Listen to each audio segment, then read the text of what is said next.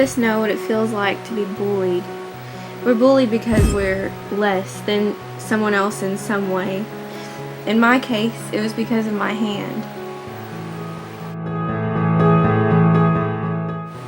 The doctor said that the blood circulation in my hand was cut off in the womb, causing it to be unable to form completely.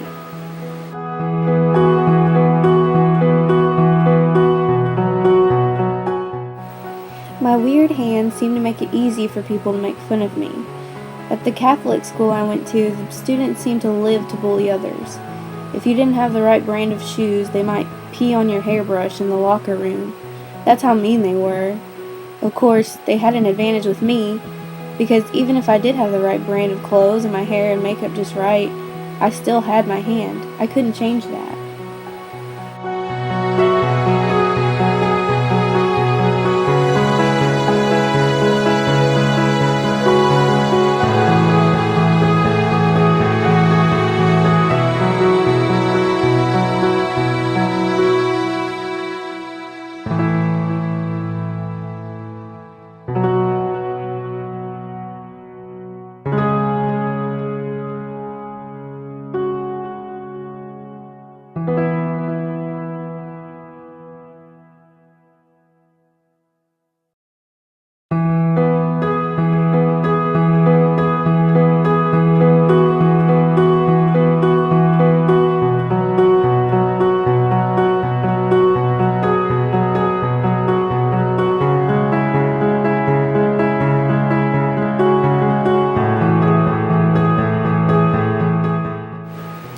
I don't know what it is about differences in people that makes others so hostile.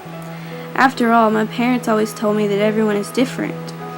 If everyone is different, then why was my hand such a problem? Was it hurting or offending anyone? Even today, I don't know the answers to these questions. However, there is one thing I know for sure. When I finally overcame the statements made and the feelings they invoked, I was molded into a stronger and better person.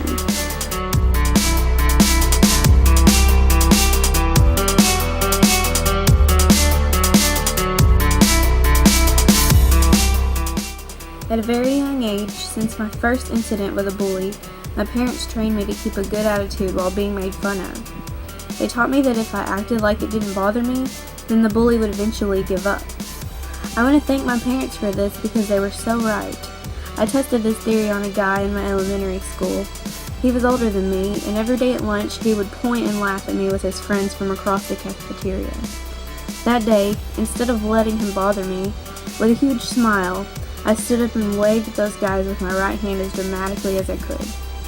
Needless to say, they never bullied me again. As I used this technique throughout my life, I developed a very positive attitude about my hand.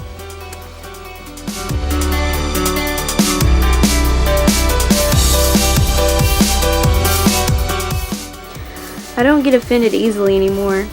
In fact, I think some people get more defensive about my hand than I do, which can be hilarious. Take my mom, for example. When I was a baby, we were in a grocery store, and I was in the cart, chewing on my hand like other babies chew on their thumbs. When I do this, it looks like I'm sticking my entire hand into my mouth. A little boy, maybe about 5 years old, tapped on my mom and informed her that I was eating my hand. The little boy witnessed me teething, however, my mom didn't explain anything to him. Instead, she pulled out my hand from my mouth and yelled, and the boy zoomed off, probably yelling too. Poor guy.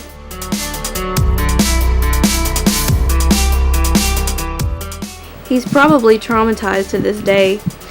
My mom says that she had already been fed up with people constantly making comments and asking about my hand that day. She may be the reason I feel completely comfortable joking about my hand. My friends and I make jokes about it because they know it doesn't bother me, and they've even given it a name, Nicky. So, having Nicky isn't always so bad. I've gotten a lot of laughs from others and myself. Imagine all the pranks I can pull and stories I can tell. I've even been told that I'm an inspiration because I don't let my hand stop me from doing anything. I definitely could.